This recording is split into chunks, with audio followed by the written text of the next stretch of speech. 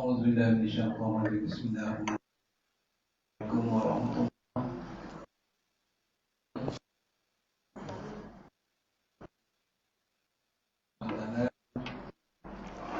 Dapat kita berkumpul pada malam ini bersama dengan Al Ustaz Muhammad Zaid. Beliau berasal dari MRSM. Jadi itu dia akan maklumkan kepada untuk kita hadisnya kita yang kita menggantikan tempat kekosongan yang ditinggalkan. Jadi untuk sebagai jemputan kita pada minggu ini. Jika ada rezeki mungkin kita tambah ni lah. Itu kita tengok ya. Pertama kali saya mengucapkan terima kasih di atas kesediaan Ustaz untuk menemui jemputan kami. Saya mempersilakan Ustaz untuk memulakan kuliah kita.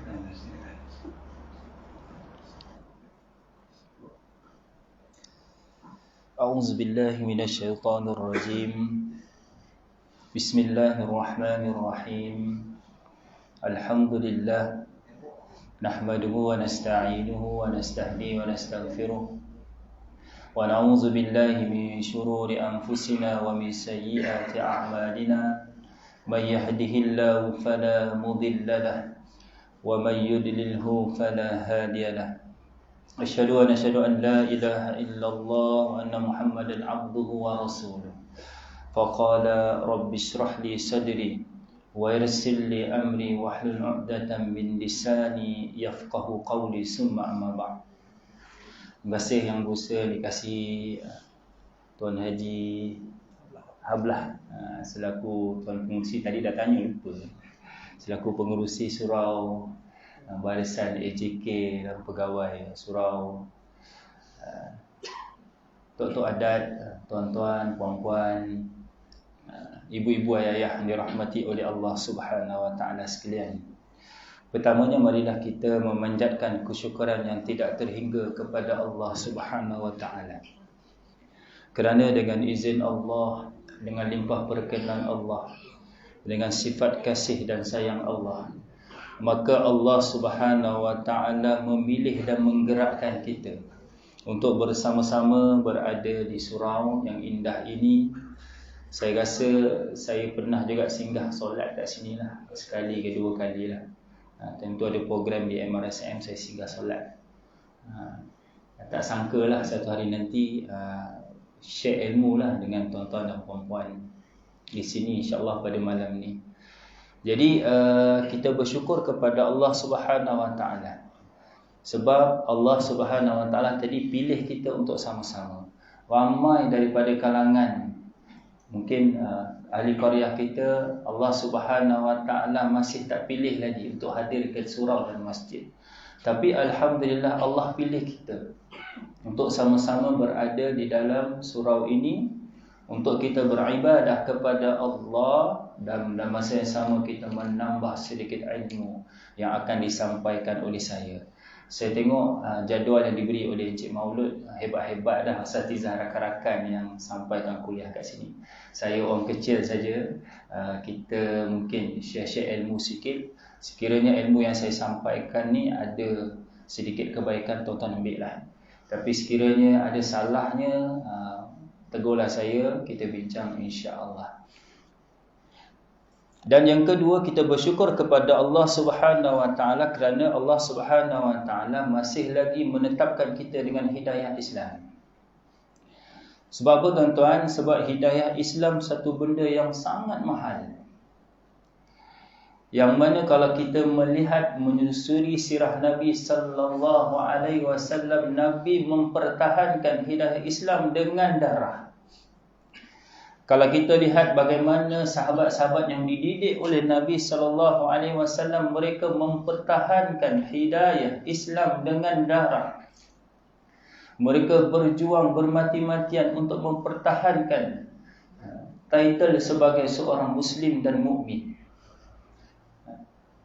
Dengan berkat dakwah Nabi sallallahu alaihi wasallam dan juga para sahabat baginda, maka Islam datang kepada kita dan kita menerima hidayah Allah Subhanahu wa taala dengan mudah.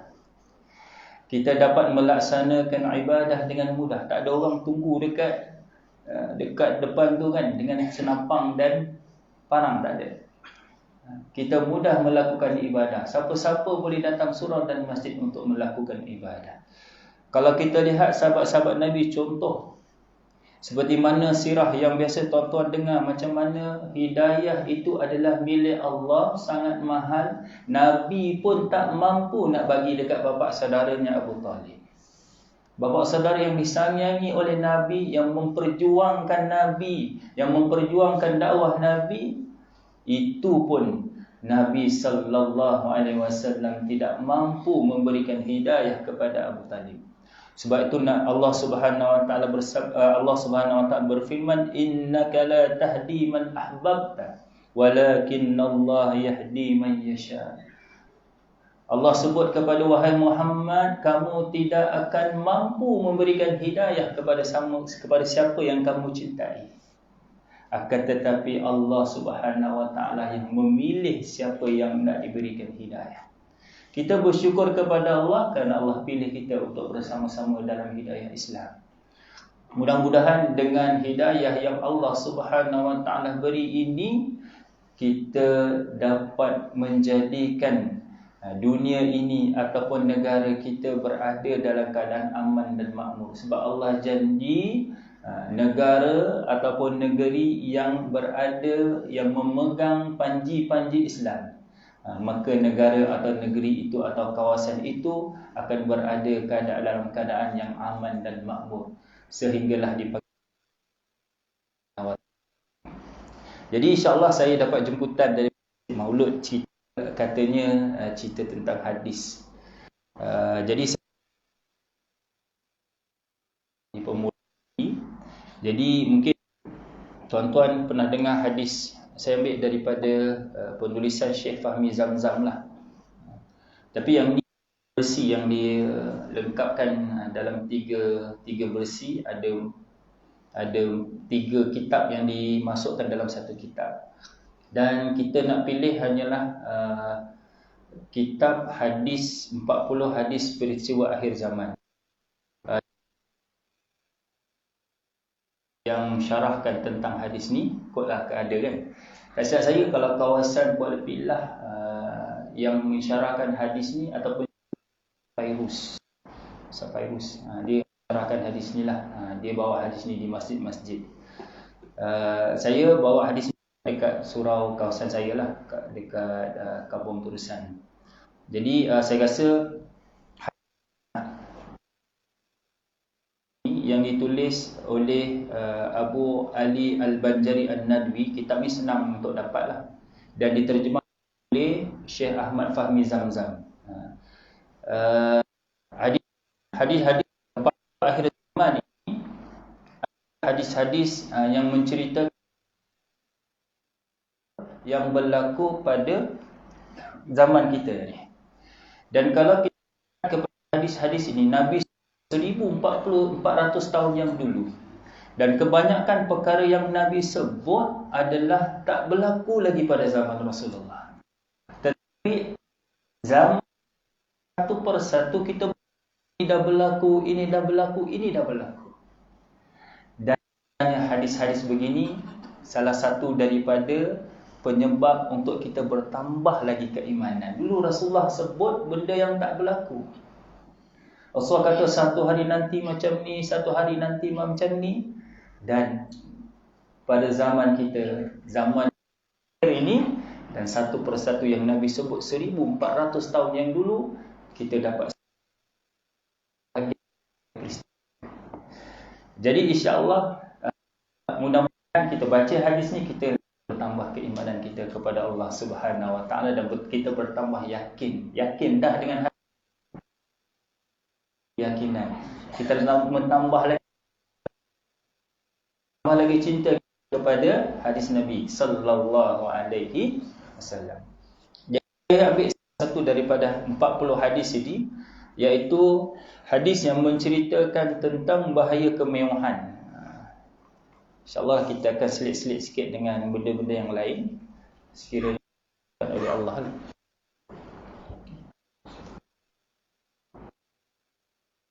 Yang diriwayatkan oleh Ali bin Abi Thalib. Saya baca sikit dia punya.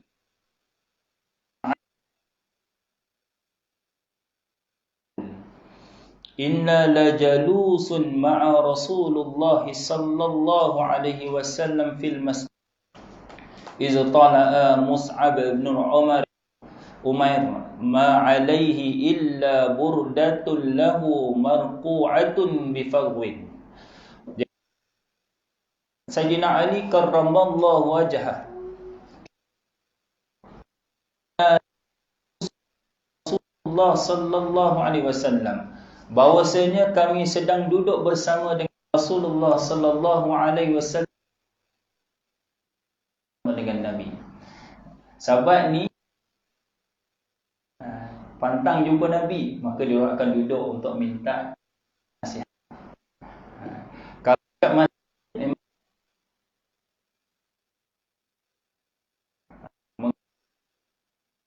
Nabi sallallahu alaihi wasallam, kita kalau tak ada apa-apa, alhamdulillah,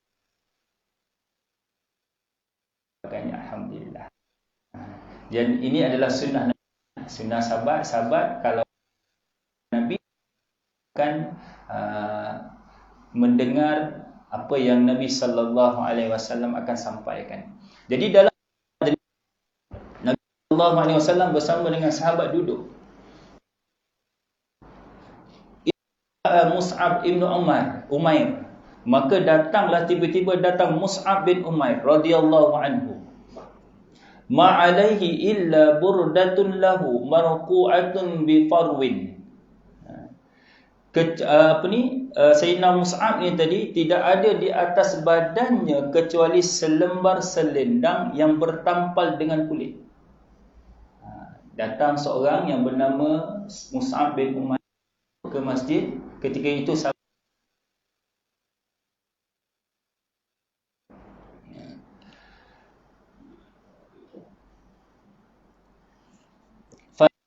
ra'ahu Rasulullah sallallahu alaihi wasallam Sayyidina Mus'ab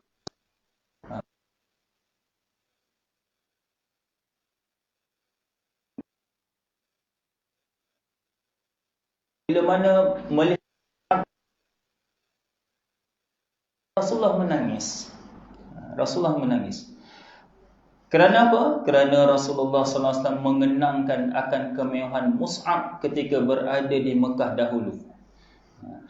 Sayyidina Mus'ab ni seorang pemuda di Mekah, orang tuan-tuan mungkin tahu dia seorang yang sangat mak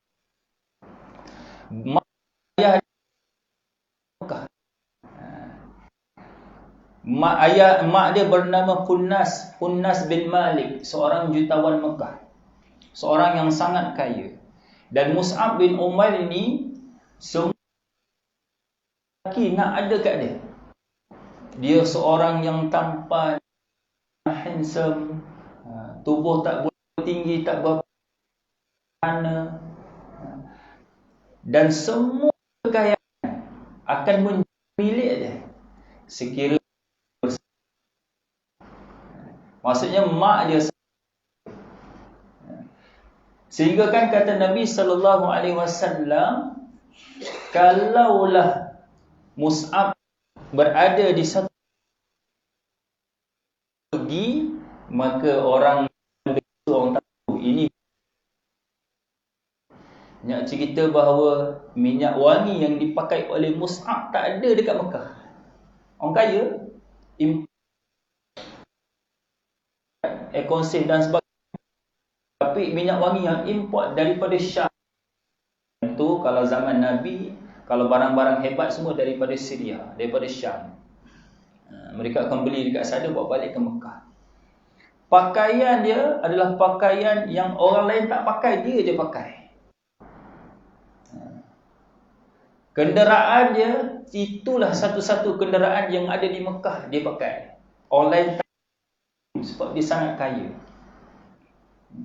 Akan tetapi apabila datangnya hidayah kepada seseorang, terutama kepada Mus'ab bin Umair, masuk ke dalam dia meninggal kekayaan. Malah ketika mana dia diketahui oleh mak yang dia bersama dengan Nabi sallallahu alaihi wasallam, mak dia kurung dia. Dikurung Mus'ab bin Umair. Dan akhirnya lepas juga.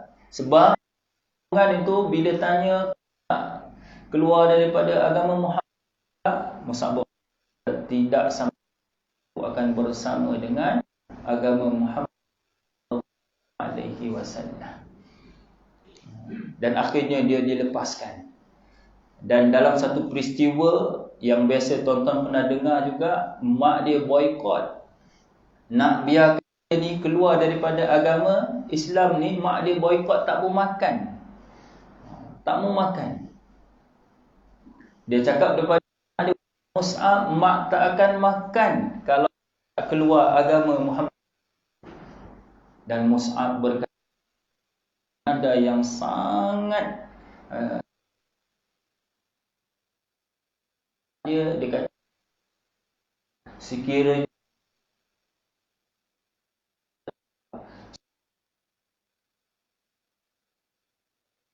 untuk Nabi sallallahu alaihi wasallam, nescaya aku akan tidak meninggalkan agama Muhammad sallallahu alaihi wasallam. Dan akhirnya Mus'ab dihalau daripada rumah, dan ibu dia kata, wahai Mus'ab, dari hari ini tidak ada satu sen pun kekayaan aku akan datang, akan aku beri. Wahai ibu, aku bersama sallallahu alaihi wasallam. Sebab ini menangis orang yang ketika dahulu, dan kini kerana dia memilih agama Nabi SAW, kekayaan ditinggalkan. Sebab itu dalam peristiwa peperangan Uhud, ketika mana Sayyidina Mus'ab ini berperang, ketika itu orang Islam dah berada dalam keadaan yang dah nak kalah. Sahabat Muhammadun illar rasul, dia sebut itu surah Ali Imran 4. Mus'ab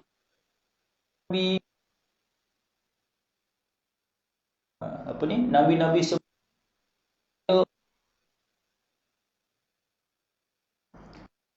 Mus'ab mengambil panji, mana tebas tangan kanan dia. Dia pegang panji, ditebas tangan kanan dia, dan ditangkap pula dengan tangan kiri. Ditebas tangan kiri dia, tinggal kod. Dan syahid. Ketika mana Nabi sallallahu alaihi wasallam beritahu Sayyidina Mus'ab, dan apa yang ada di tubuhnya adalah selendang, ke atas, maka nampak, bila ditarik nampak wajah. Akhirnya Nabi tarik sampai atas, dan di bawah. Orang yang sangat kaya bila mendapat hidayah, meninggalkan kekayaan untuk bersama dengan Nabi sallallahu alaihi wasallam. Nabi menangis ketika mana lihat Mus'ab. Itu tak poin dia. Jadi Nabi sallallahu alaihi wasallam bila Nabi dah menangis, dan Nabi berkata kepada sahabat yang lain, wahai sahabat-sahabat, summa qala Rasulullah sallallahu alaihi wasallam. Kemudian Nabi sallallahu alaihi wasallam bersabda, kaifakum iza qada, bagaimana keadaan kamu pada satu waktu nanti. Nabi kata satu hari nanti umat aku macam ni, dia kata. Iaitu pergi pada waktu pagi dengan satu pakaian dan pergi pada waktu petang dengan pakaian yang lain pula. Saya mula-mula tengok hadis ni, saya rasa biasalah, tak ada apa. Orang kita biasalah. Pagi pakai pakaian lain, petang pakai pakaian lain. Saya pun pakai pakaian kerja tadi, balik pakai jubah. Biasa. Akan tetapi nanti kita lihat pada akhir hadis ini, Nabi kata itu ada antara kita dengan Allahu anhum. Orang yang begini, kata Nabi, bila mana kita berada pada zaman ni, kita tukar pakaian banyak-banyak ni, kata Nabi, zaman dah akhir dah. Nak dah dekat. Memang berlaku lah. Berlaku. Sahabat Nabi boleh juga buat macam itu. Ramai sahabat-sahabat yang kaya. Contoh Abdul Rahman bin Auf, Sayyidina Osman, semua sahabat yang kaya. Diorang pakaian, kalau nak beli pakaian macam mana yang saya sebut tadi, Mus'ab bin Umair, mereka mampu beli. Kalau yang kaya beli. Akan tetapi mereka memilih untuk berada dalam keadaan yang zuhud dan qanaah. Tapi kata Nabi, satu hari nanti umatku menjadi satu kebiasaan. Menjadi satu kebiasaan, pakai lain, pagi pakai lain. Sekarang berlaku lagi ke? Kalau nak kenduri, satu lagi pakaian baru. Ibu-ibu kat belakang.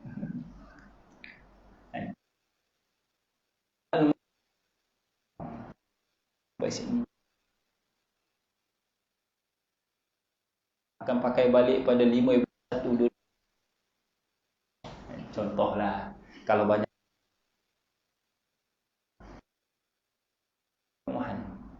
adalah kena. Itu yang pertama. Yang kedua,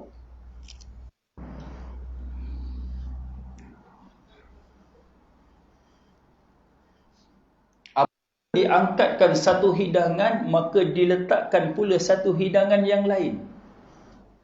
Berlaku tak berlaku? Kita kat rumah tak makan satu lauk, betul kan? Tak. Sekurang-kurangnya 2 ataupun 3. Nabi kata ini mewah. Mewah.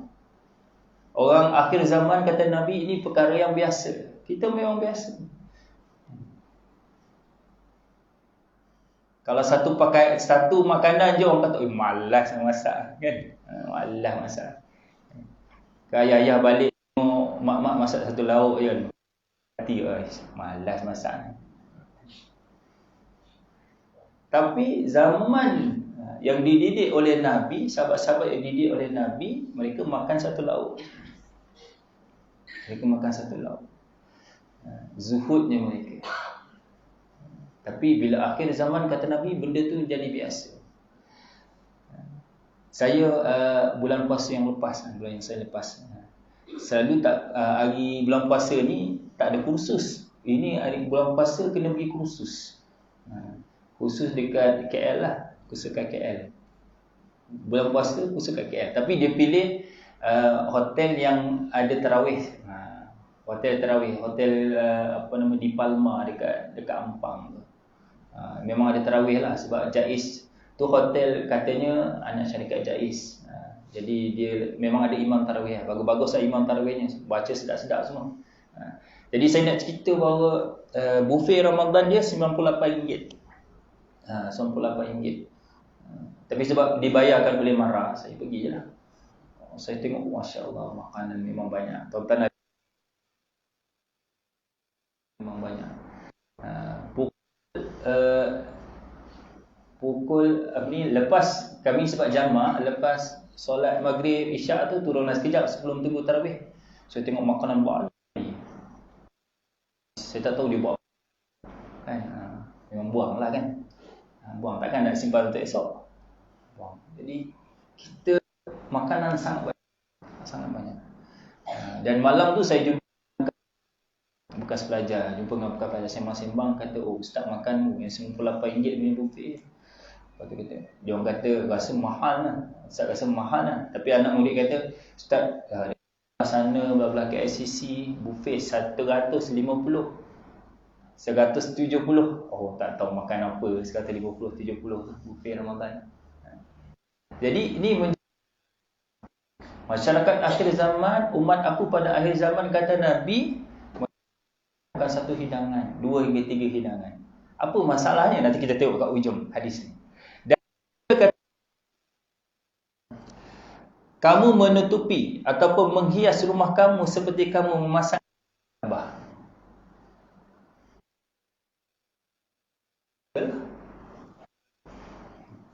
Bagi kita biasa. Sebab tu sahabat Nabi, nama dia Abu Ayyub Al-Ansari. Abu Ayyub Al-Ansari sahabat yang hebat.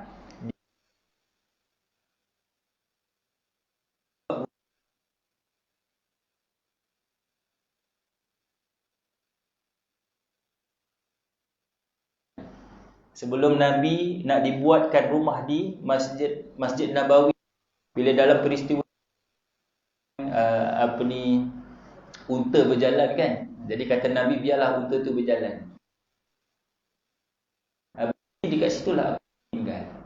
Lalu rumah orang kaya-kaya semua terlepas. Maka dia orang sedih lah. Jadi dekat rumah kaya, tetapi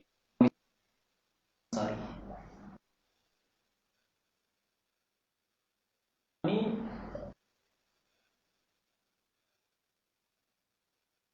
$30 hingga martabat mulia. Ansari ni kan, nak cerita pasal tirai ni, ketika mana Nabi SAW wafat, dan Abu Ayyub sahabat yang menjadi rujukan. Dia macam syekh-syekh.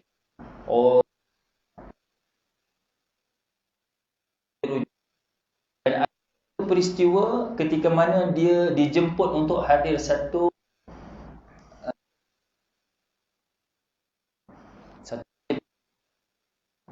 oleh sahabat. Saya tak ingat apa nama sahabat tu, famous juga sahabat, saya tak ingat. Jadi ketika mana dia nak masuk dalam majlis perkahwinan dekat rumah, dia tengok rumah tu dihias. Dan Abu Ayyub patah balik, tak mau masuk. Abu Ayyub tak mau masuk. Dan ketika mana Abu Ayyub tak mau masuk, dia tak betul ni. Mereka jumpa dengan tak mau masuk. Dia kata selagi ada tirai itu tak bagi. Nabi tak bagi. Selagi ada tak masuk. Tapi kata sahabat ni, perempuan mengalahkan kami. Kami nak, tapi perempuan yang suruh. Jadi kata Abu Ayyub, aku tak kisah perempuan boleh. Yang penting kalau selagi tirai ini tidak dicabut. Disebabkan mereka sangat hormat dengan ketokohan Abu Ayyub Al-Ansari, maka mereka cabut dan Abu Ayyub. Jadi nak cerita zaman tu pun dah berlaku sikit, tapi sahabat-sahabat ni apa Nabi SAW nasihat. Mereka tidak mereka memastikan tindakan mereka tidak melihat kepada kemewahan, supaya tidak tenggelam dengan kemewahan. Dan bertiga kita 1400 yang dulu sekarang ni pakaian, mati, semua satu kebiasaan. Jadi bila sebut benda ni, maka sahabat bertanya kepada Rasulullah sallallahu alaihi wasallam. Sahabat tanya, wahai Rasulullah, tentu keadaan kami pada waktu itu lebih baik daripada keadaan kami pada hari ini. Jadi sahabat kata, kalaulah kami boleh buat macam tu, maka kami akan lebih baik daripada apa.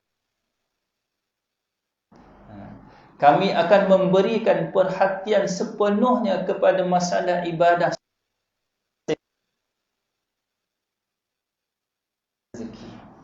Jadi sahabat tengok yang tu. Sahabat ni apa saja ibadah.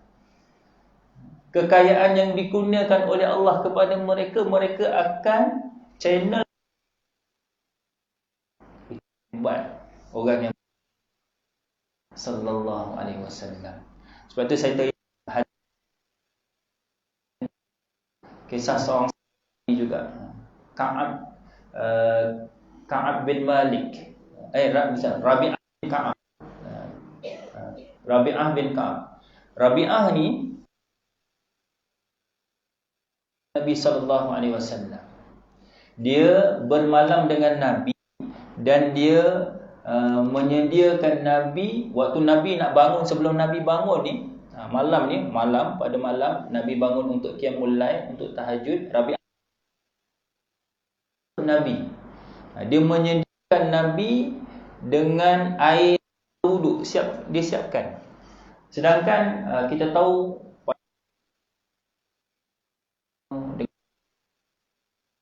ni dia lawan. Nabi bangun je, Nabi tengok Rabi'ah dah siapkan dengan Nabi air. Jadi Nabi sangat rasa Nabi. Jadi Nabi sallallahu alaihi wasallam bertanya kepada Rabi'ah, wahai Rabi'ah, mintalah apa yang kau mintalah apa yang kau nak minta. Dan Rabi'ah ni, tuan-tuan, dia adalah ahli suffah, miskin yang duduk kawasan sekitar masjid Nabi. Dia dibuatkan kemah-kemah, dia duduk, orang miskin duduk, sahabat dengan Nabi sallallahu alaihi wasallam sediakan mereka rumah. Dan Rabi'ah salah seorang daripada ahli suffah. Jadi Nabi tak Rabi'ah, kau minta. Rabi'ah kata, aku tak nak minta yang lain, melainkan aku nak nak murafa'ataka fil jannah. Aku nak menjadi teman engkau di syurga nanti. Nabi kata bukan yang tu, minta benda dunia. Rabi'ah orang susah. Dia boleh minta rumah, dia boleh minta duit, dia boleh minta makanan. Rabi'ah kata tak ada dah, yang tu je aku nak minta. Jadi ni cerita sahabat ni, dia tak nampak harta, dia tak nampak kekayaan, dia tak nampak benda lain lah. Melainkan yang dia nampak ibadah, supaya dapat bersama dengan Nabi sallallahu alaihi wasallam dekat akhirat. Sebab tu banyak hadis yang wahai Nabi, wahai Rasulullah, risau nanti dekat akhirat kami boleh tidak. Itu yang keluar hadis kata Nabi, orang yang paling siapa yang dia cintai, dia akan bersama dengan orang yang dicintai. Jadi cinta kepada Nabi, insya-Allah kita akan bersama dengan Nabi di akhirat nanti. Jadi Rabi'ah ni tadi, dia memang tak nak minta yang lain, dia hanya nak minta dia bersama dengan Nabi sallallahu alaihi wasallam dekat akhirat. Jadi kata Nabi, kalau begitu maka aku perlu bantu kau berbalik kepada Allah Subhanahu wa taala. Jadi syarat nak bersama dengan Nabi, kita kena banyak solat. Banyak solat, insya-Allah kita akan jumpa dengan Nabi sallallahu alaihi wasallam di padang mahsyar. Kita akan mendapat syafaat daripada Nabi sallallahu alaihi wasallam. Jadi bila hadis Nabi sallallahu alaihi wasallam ditanya oleh para sahabat, kalau begitu, kalau kamilah kaya macam mana yang kami nak melakukan ibadah, mudah kami nak melakukan ibadah. Sebab rezeki, jadi kami boleh ibadah, nak mudah diberikan oleh Allah SWT, kaya dan diberikan rezeki. Tetapi Nabi sallallahu alaihi wasallam tadi qala ya, maka Nabi sallallahu alaihi wasallam menjawab, faqala Rasulullah sallallahu alaihi wasallam, la antumul yaum khairun minkum yauma izin. Jadi kata Nabi, tidak, keadaan kamu hari ini adalah lebih baik daripada keadaan kamu pada hari itu. Jadi Nabi nak cerita bahawa apa? Keadaan tidak kaya, tidak mewah, tidak tenggelam dengan kemewahan adalah dan lebih mudah untuk kita.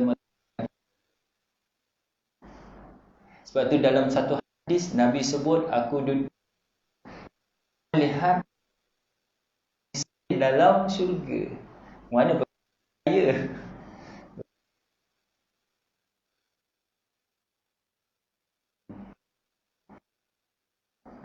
Kata Nabi, lama masuk sebab setiap di dunia kan, setiap scene yang Allah Subhanahu Wa Taala beri akan ditanya setiap scene. Misalnya diri saya dan tuan-tuan, setiap scene yang kita terima Allah akan tanya.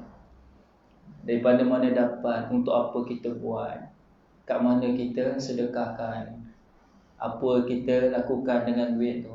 Lepas tu dia lambat sikit masuk syurga kan? Mai lepas, bila tanya tak lepas, yang tu yang dicampakkan ke dalam neraka. Wal-iyazubillah. Jadi yang berada di syurga. Jadi kata, kita ambil sikit disebut oleh Syekh Fahmi Zanzam dalam menghuraikan hadis ni. Dalam hadis ini Nabi Muhammad sallallahu alaihi wasallam menerangkan bahawa umatnya pada satu waktu nanti akan mendapat kekayaan dan kemewahan dalam kehidupan. Itulah, pada waktu pagi dia memakai satu pakaian dan pada waktu petang pula memakai pakaian yang lain. Hidangan makanan tidak putus-putus. Rumah-rumah mereka pula diindah dan dihias dengan beraneka ragam perhiasan mewah-mewah. Dalam keadaan demikian, kita juga mungkin akan berkata seperti sahabat, di manakah kalau segala itu sudah ada, maka mudahlah hendak melakukan ibadah. Tetapi Nabi sallallahu alaihi wasallam berkata, keadaan serba kekurangan itu adalah lebih baik untuk kita. Artinya lebih memberikan kesempatan untuk kita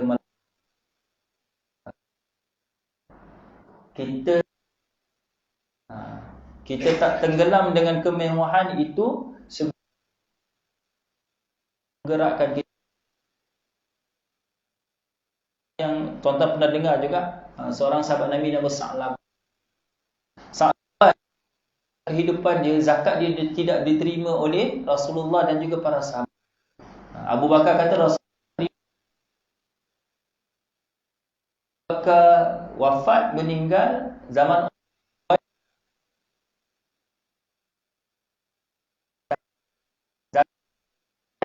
Abu Bakar tak terima, Rasulullah tak terima, aku pun tak terima. Dia orang mulanya, dia adalah orang yang sangat susah. Satu pakaian je, pakaian bersih, satu pakaian je. Dia pergi solat, kemudian habis balik. Bila solat, Nabi akan memandang ke belakang. Nabi tengok para sahabat, kan, siapa yang tak. Jadi bila Nabi tengok Sa'labah balik, lepas doa balik. Jadi oleh Nabi sallallahu alaihi wasallam, wahai Sa'labah, kenapa kau balik cepat-cepat ni? Dia kata, wahai Rasulullah, ini satu pakaian bersih yang aku ada. Pakaian ini jugalah isteri aku pakai untuk untuk buat solat. Dan akhirnya Nabi mendoakan Sa'labah. Nabi doakan Sa'labah untuk memberikan rezeki. Dan Nabi arahkan sahabat, wahai sahabat, bagikan kepada Sa'labah ni seekor kambing. Dengan izin Allah, dengan berkat doa Nabi, makmum sedikit sehari dengan kambing datang bersama dengan Nabi. Bila makin sibuk dan duduk makin jauh sebab kambing banyak, cuma duduk dekat bukit-bukit kan. Dan akhirnya dalam satu ketika Nabi belum wafat lagi, dia tak pergi dah masjid dah. Urusan kambing dia, sibuk dengan kekayaan yang diberikan oleh Allah. Dan akhirnya bila turun ayat berkaitan dengan zakat, dia tak mau keluarkan zakat. Dia dah tenggelam dengan kemewahan. Ini Nabi dah tunjuk dah.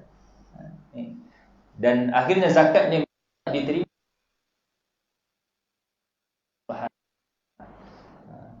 Jadi kekayaan kalau kita pandai urus kita, bukan makna tak boleh jadi kaya, boleh jadi kaya, tetapi kita kena urus untuk kita menjadikan kekayaan itu dia kembali kepada kita, satu ibadah dan juga pahala. Rahman kaya, tapi kita diwakafkan kegunaan. Sayyidina Osman kaya, Sayyidina Osman dahsyat. Untuk umat Islam, sehingga lepas ni apa yang buat maka akan diampunkan oleh Allah Subhanahu wa taala, disedekahkan untuk membantu dalam peperangan. Sayyidina Osman. Sayyidina Abu Bakar lagi dahsyat kan, sahabat bagi separuh suku. Bila apa tinggal untuk kau wahai Abu Bakar, Allah dan Rasulnya. Tinggal Allah dan Rasul. Tak boleh, kata Nabi, tak boleh ditandingi. Kumpul semua orang nak menandingi iman Abu Bakar, dia sanggup sedekahkan semua harta. Kalau kita ada duit dari lah kan, sampai kita. Kalau Sayyidina Umar dia 100 dia kan, Sayyidina Umar semua dia bagi. Jadi kalau kekayaan mampu menyebabkan kita lebih dekat kepada Allah, maka itu adalah yang baik. Tapi kalau kekayaan menyebabkan kita lebih jauh, maka baiklah kita tidak berada dalam keadaan yang kaya dan mewah. Ini hadis Nabi sallallahu alaihi wasallam. Kita sambung sikit lagi. Kemewahan hidup banyak menghalang seseorang daripada melakukan ibadah kepada Allah. Seperti keadaan kita pada hari ini, segala yang kita miliki walaupun tidak terlalu mewah, namun rasanya sudah mencukupi. Ini qanaah. Qanaah ni kita berasa syukur dengan apa yang ada. Cukup dah. Dengan apa yang ada cukup. Banyak tu banyak itulah. Dia qanaah. Tetapi apabila dibandingkan dengan kehidupan para sahabat, kita jauh lebih mewah daripada mereka, sedangkan ibadah kita sangat jauh ketinggalan. Sahabat tak mewah, ibadah semakin tinggi. Kita banyak harta Allah bagi, tapi ibadah semakin ke belakang. Kekayaan dan harta benda yang ada seringkali menyibukkan dan menghalang kita daripada melakukan ibadah. Kita sibuk mengumpulkan harta dan kita juga sibuk untuk menjaganya. 10 minit salah. Menjaganya serta sibuk untuk menambah lebih banyak lagi. Dan harta ni sifat dia, kalau kita dapat maka kita akan nak tambah. Sebab tu Nabi pernah bersabda, seandainya seorang anak Adam itu telah mempunyai satu lembah emas, dia akan berhasrat untuk mencari lembah yang kedua sehingga dia dimasukkan ke tanah menemui kematian. Satu sebab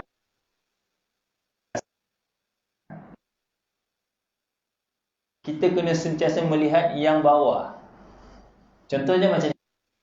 Kalau ada motor, maka kita ada orang lain tak ada motor, dia ada basikal. Jadi kita bersyukur dengan motor yang kita ada. Kan? Kita tengok orang yang ada kereta kancil, maka kita akan bestnya kalau ada kancil. Nanti kancil kita tengok pula kereta lain, contoh kan. Maka kita akan rasa dia tak akan habis dan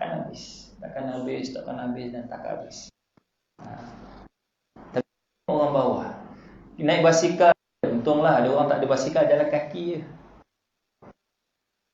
pula ada orang tak boleh jalan, kudung kaki kan. Jadi dia akan menambah kesyukuran kita. Apa yang kita ada, kita itu bersyukur kepada Allah. Tapi dalam berilmu dan ibadah kena tengok yang lebih atas. Jangan tengok dia kata, oh ya, aku pergi solat masjid 2 kali jemaah, okey lah. Orang tu sekali je, yang tu kan. Jadi dia jadi macam tu. Jadi kena yang tu kan.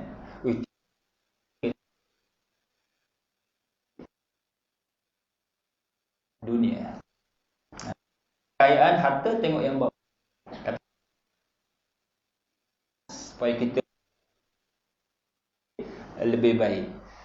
Dan di akhir zaman kata Nabi SAW, macam ni lah, kita akan tenggelam dengan kemewahan. Dan sebab tu salah satu kiamat nanti, tanda kiamat, akan keluar satu lembah emas dekat kawasan Syria nanti. Dan semua orang berebut untuk mengambil emas. Semua orang akan berebut. Sehingga kan kata perebutan menyebabkan berlakunya pergaduhan dan pembunuhan.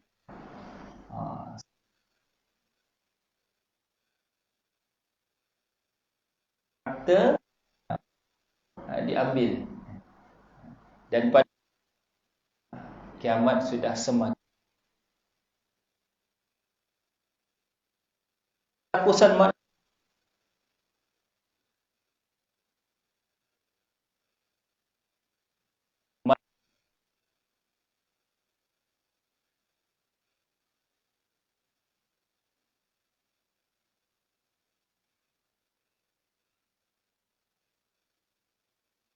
yang dapat, tetapi peduli dengan waktu solat, sebab tu dalam hadis ini nanti akan ditanya, sebab dia ada halal dan nanti akan ditanya mana sumbernya kan, sebab dia ada halal dan haram, halal ataupun haram. Benda yang haram Nabi dah sebutlah, benda yang haram masuk dalam tubuh badan kita maka akan dibakar oleh api neraka. Dan benda haram, doa nak dimakbulkan oleh Allah. Orang tu berdoa kata Nabi, tapi dia makan benda yang haram, pakai pakaian yang haram, Allah Subhanahu Wa Taala. Ia pesan dia. Maka sadar bahawa setelah berakhirnya dunia ini akan ada akhirat, akan ada hidup setelah mati nanti. Biarlah kita mencari harta dunia mengikut keperluan untuk menolong orang lain yang kurang kemampuan. Rajinlah bersedekah. Sedekah simpanan untuk akhirat kelak. Orang yang bijaksana, orang yang mempunyai perhitungan untuk waktu akhirat, dan dia buah. Sebab tu hadis Nabi, al-qayyisu madana nafsahu wa amaluhu. Orang yang cerdik kata Nabi, mereka yang melihat hari kemudian. Hari kemudian yang dimaksudkan akhirat dia, amalan dia, bukan mengajar. Sebab apa yang kita tanam dekat dunia, itu yang kita akan tuai di akhirat nanti. Bak kata orang, kita sekarang ni sedang membina rumah dekat akhirat. Rumah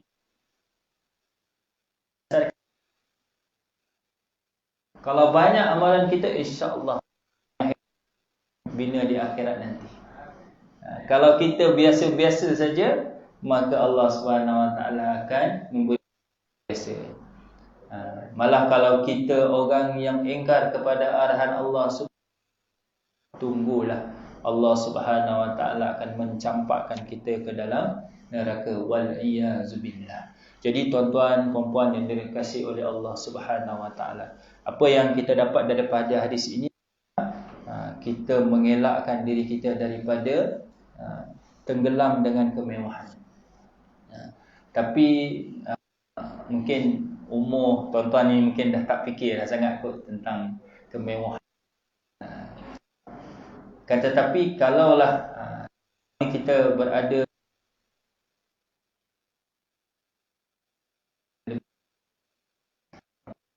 seperti mana yang Syekh Fahmi Zamzam ni, kita sebab kita akan tuai dekat akhirat. Muflis bro, orang yang muflis tu sebab sedekah. Kenapa duit sedekah? Tak ada. Kebanyakannya Allah yang banyak membantu orang lain, Allah akan bantu. Allah memudahkan, akan semakin bertambah rezeki. Rezeki dekat dunia Allah bagi, dekat akhirat insya-Allah Allah beli ganda. Boleh jadi, boleh tak jadi kaya? Boleh.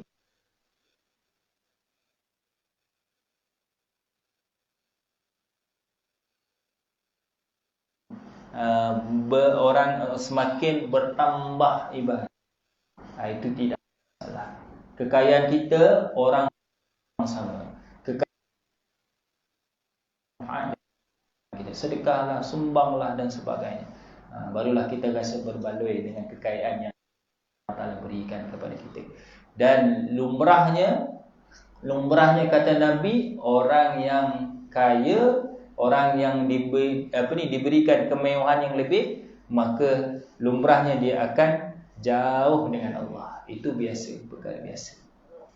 Tapi kita nak jadi yang luar biasa ni. Kita kaya, kita Ta'ala. Saya rasa cukup sekadar tu untuk kongsi apa yang itu daripada Allah Subhanahu Wa Ta'ala. Yang lemah tu daripada kelemahan saya. Mudah-mudahan Allah Subhanahu Wa Ta'ala, apa yang saya sampaikan tu, kalau saya minta maaf. Kalau ada sedikit, mudah-mudahan dia menjadi sedikit di akhir nanti insya-Allah. Wabillahi taufiq wal hidayah. Wassalamualaikum warahmatullahi wabarakatuh. Bismillahirrahmanirrahim. Alhamdulillahi rabbil alamin, wassalatu wassalamu ala asyrafil anbiya'i wal mursalin wa ala alihi wa sahbihi ajma'in. Allahumma faqihna fid din wa 'allimna ta'wil wahdina siratal mustaqim. Allahumma inna nas'aluka 'ilman nafi'a wa rizqan thayyiban wa 'amalan mutaqabbala. Allahumma inna nas'aluka al-huda wat-tuqa wal-'afafa wal-ghina. Allahumma ij'alna minat tawwabin waj'alna minal mutatahhirin waj'alna min 'ibadikas salihin. Rabbana atina fid dunya hasanah wa fil akhirati hasanatan wa qina adzaban nar. Wa sallallahu ala sayyidina Muhammadin wa ala alihi wa sahbihi wa sallam. Walhamdulillahi taqabbalallahu minkum.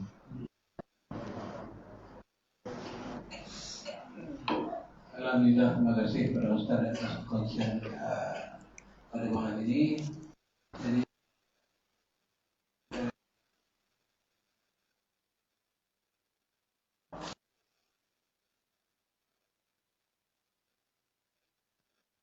lapangan Ustaz InsyaAllah untuk tersebutnya.